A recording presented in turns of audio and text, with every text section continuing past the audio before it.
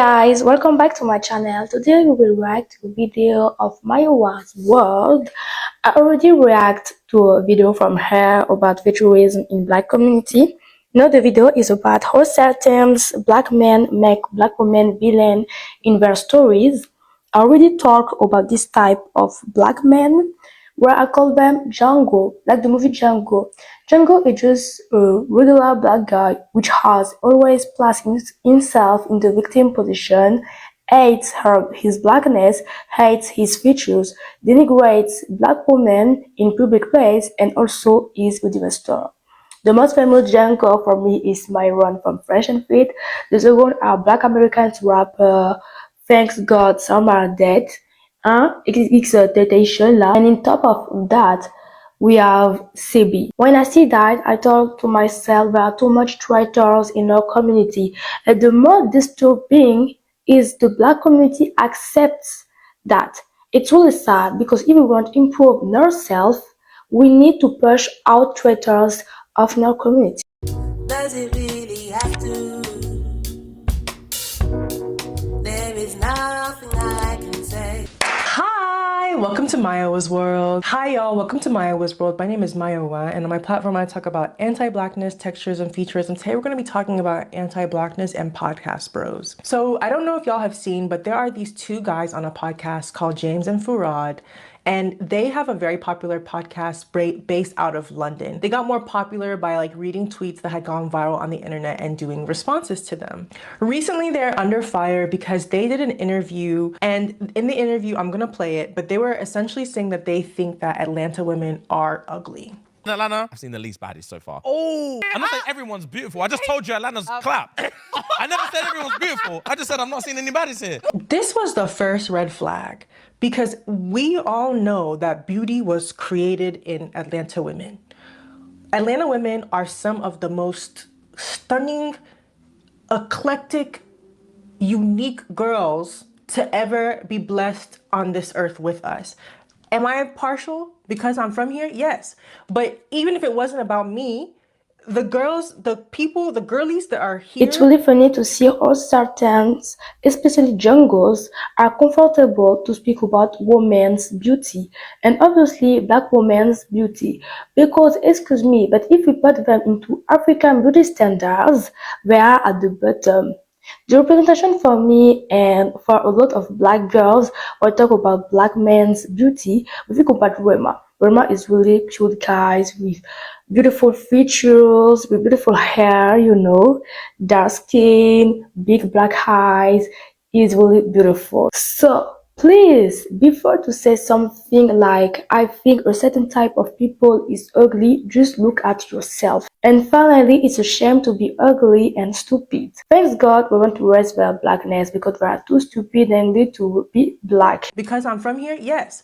But even if it wasn't about me, the girls, the people, the girlies that are here, even at the airport, is some of the finest people you'll ever see at the Atlanta airport. There's so many gorgeous people. So a lot of people knew that when they made this comment, it was very coded. If you say you don't like the women in Atlanta, what you really mean is you don't like black women because Atlanta is filled with black women. It's kind of like, I always say Atlanta is like Lagos. Atlanta is the American Lagos. So if someone went to Lagos, Nigeria, I think the girls are ugly, you don't like black girls. I don't like that. I don't like that. I think that's rude. And I feel like we need to have a cultural competency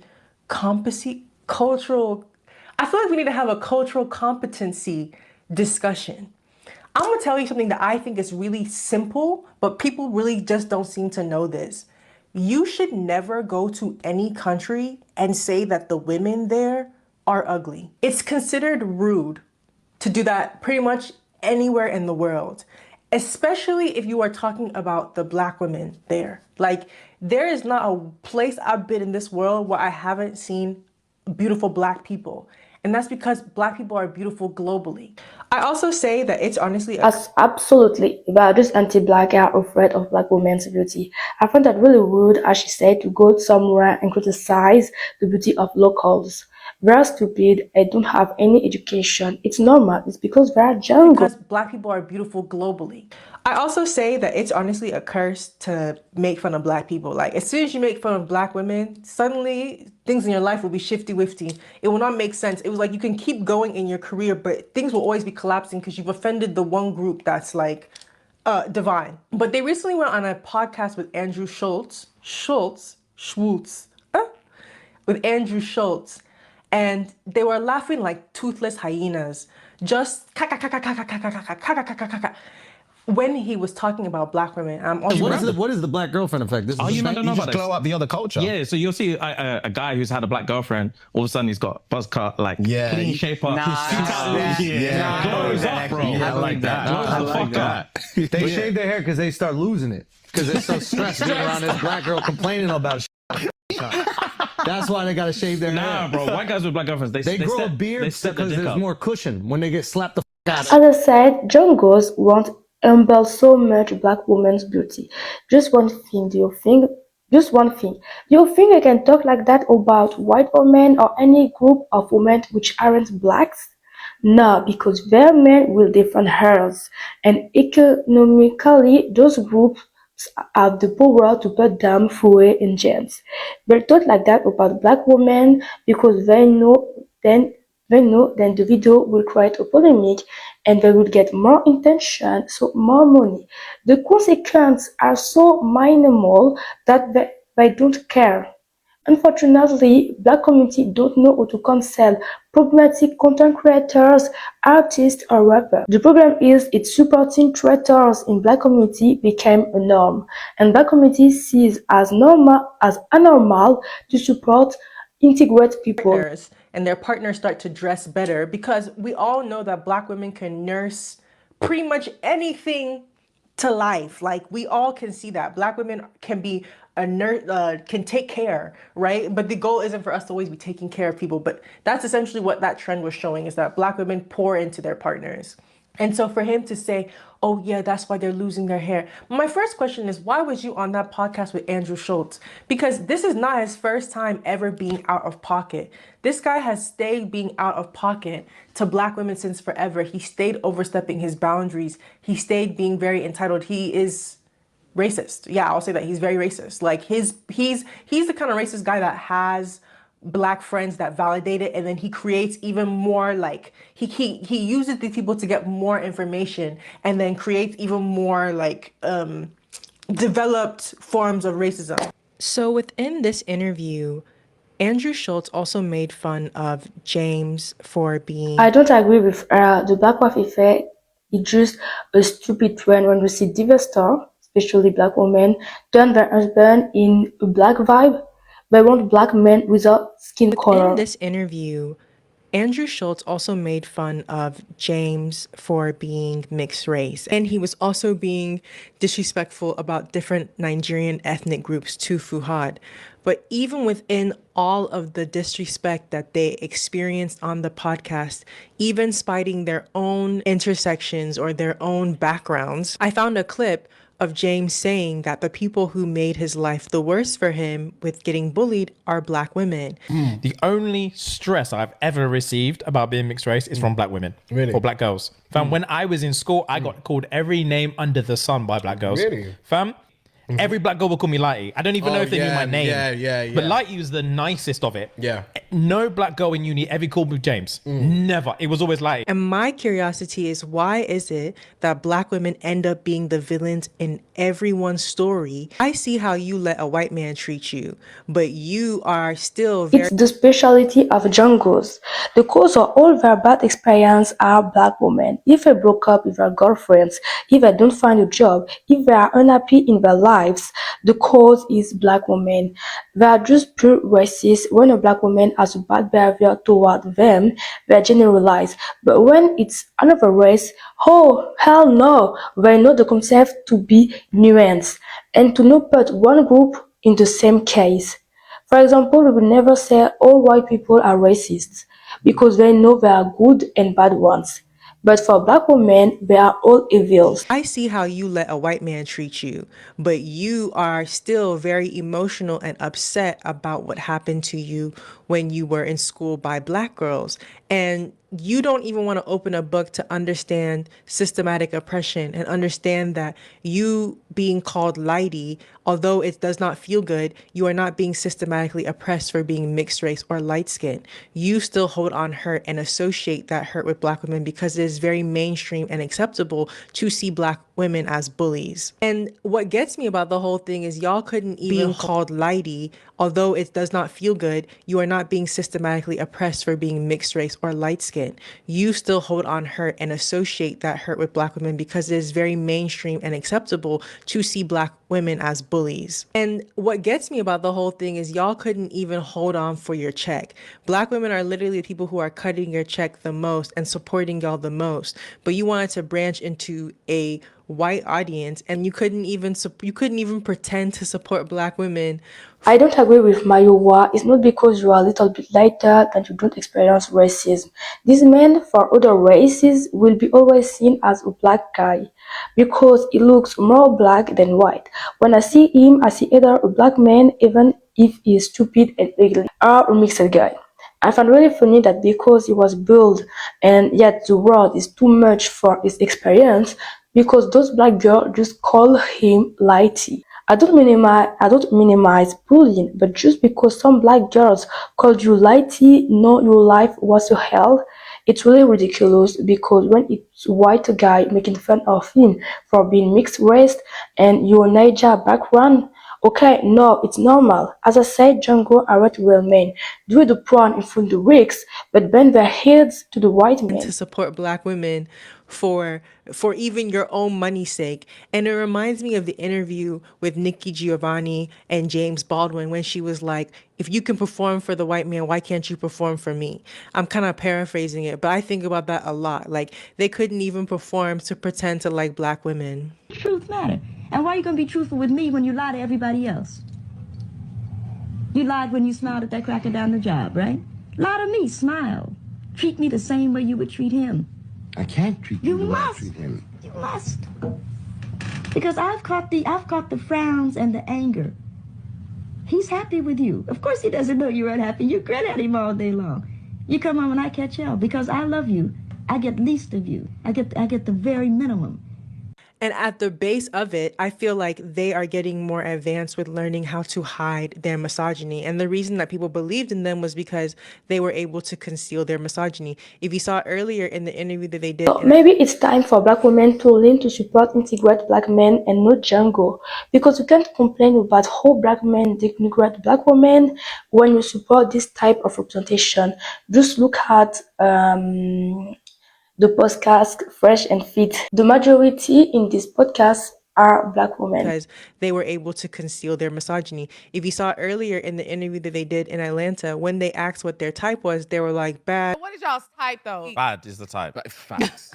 So what makes a girl bad? It varies though. It matters how you own it. It's bad is bad is bad. That's a PR answer. A PR answer. Bad B words is my type. But we all know that's coded because you're trying to say that because you know now that y'all can't openly say what your preferences was like y'all was doing in the 2010s when y'all would say, oh, I only want red bones, no black girls, no da da da. You can't say that stuff anymore. I really feel like people don't take misogyny as a serious enough offense, especially misogyny towards black women, because I feel like James and Fuhad really thought that they knew that black women in the UK would be offended, but I think they were shocked that they also had offended black American women. And I think that they literally asked to get certain parts of the podcast removed, but they didn't want to get that part where they were making fun of the black women removed because they were so desensitized to it and didn't see it as a serious enough offense. People don't see the hatred towards black women as a serious enough offense to divest from someone. So instead to use complicated words like misogyny or anything like that, just call a cat a cat. French expression. French idiom. They are just sexist and racist toward them and black women. It's simple. When it comes to preference, she talk about white bones. It's about time because it's a colonial term to denigrate mixed race women or mixed race guy. See their words, we prefer to date a person non-black to have more lighter baby and erase the blackness. So even mixed races is not enough light for them. Towards black women as a serious enough offense to divest from someone. So the soonest sign you see it, you need to run away. The soonest sign somebody laughs at misogyny, you need to run away. And I just feel like especially like men are often so scared to ruin the vibe. Like that's why you should always just be okay with being a vibe ruiner. Because if you know that you can always ruin the vibe, you're not gonna, it's gonna be easier for you to step up. And I'm just surprised that you would go on a podcast where somebody is already known for saying very out of pocket things. If anything, if I was to go on a podcast where I'm dealing with somebody who can be really offensive, I'm gonna be on edge to know that like I gotta be more of a defender than I am going to be. Like I'm gonna be checking what they're saying. And I never understood how Andrew Schultz has like the clout that he does, and him being best friends with Charlemagne, it tracks. Because we all know how Charlemagne has treated black women, right? And during that podcast, that black woman thing was so offensive. But you see, even again, The first thing here is just to invite someone who isn't racist. If you have respect for yourself and dignity. When I see that they invite a racist white man, they just show me how they aren't respectable and they aren't real men, because a man don't act like that. In our community, you have too much jungle and not enough real men. during that podcast, that black woman thing was so offensive. But you see, even again, look at what he says about different ethnic groups in Nigeria. Can you imagine that this man is calling Hausa people lazy, and all you can say is that's how you feel? Like, he's humiliating you. And I don't know if it's like a humiliation kink or something, like, but it's like, this is someone who clearly, like, I think that Andrew can see that these people are uncomfortable and he gets off on making people feel more uncomfortable. That's kind of Andrew's thing. He sees you uncomfortable and he like, let me see how I can push it even farther. I also just want to say that the people who are going to feel this the worst are going to be black British people. It just shows you how normalized insulting black women is in the UK. And I really wish that we could kind of come together and see the ways that we're united, which is often by like misogyny and anti-blackness, and see how we are like really experiencing very similar The things. most humiliating is there were two grown black men sit here with a racist white guy making fun of black people. So what type of image it conveys? You can sit here in front of black people making fun of them, doing racist jokes without repercussions because they don't have self-esteem or confidence. Experiencing very similar things throughout the diaspora, because I feel like that's kind of like where our power lies as black folks, is seeing the ways our oppression is shared even when we're not in the same country. But it's like, I don't trust men with podcasts. And I'm not the first person to say it. I'm not the originator of saying that. We've been known that. But it's like, I don't know why y'all can't keep sacred the only group that's really supporting you. Like, their family, I saw them do like a live show and the entire audience was black women. So I don't understand why they can't. Like, all they had to do was stay loyal to the people paying them. But it's like, everybody does this. It's like they use black people as their come up, and then they're trying to branch into another group, and they completely disregard the black group or the black women group. And then it's like, you'll see their collapse. Like, look at Daniel Caesar. Look at Childish Gambino. That's going to be y'all. Give it, you know what I mean? Like, I just don't think you can come back from that. I don't care about no apology. You can't apologize for laughing at that. I'm so sorry. No. Because you added to it. No. Let me know what y'all think, though. That really annoyed me, and I feel like you got to be careful with the things that you laugh at, you know what I mean? And even someone who does comedy, like, I'm very careful about the kind of stuff, because I don't want people to, they say laughter is the entry to your soul. Yeah, I don't want that in my soul. So yeah. It's for that reason we need to pay more attention to black men from the white society, because of the race in anti-black society. They are themselves anti-black. The most problematic black men I saw were from the West. We need to pay attention to what we support. A good representation of black men is Rema. Valorize dark skin, part of his root, promote Africa and African cultures. Another good examples, Omale, Bruna Boy, Marzi, Odia, and there are plenty good examples. We need to push up this type of black men and not jungle. So it's the end of the video. If you enjoy it, you can like, subscribe, and share. You can also put a comment and at the next video, darling. Cheers!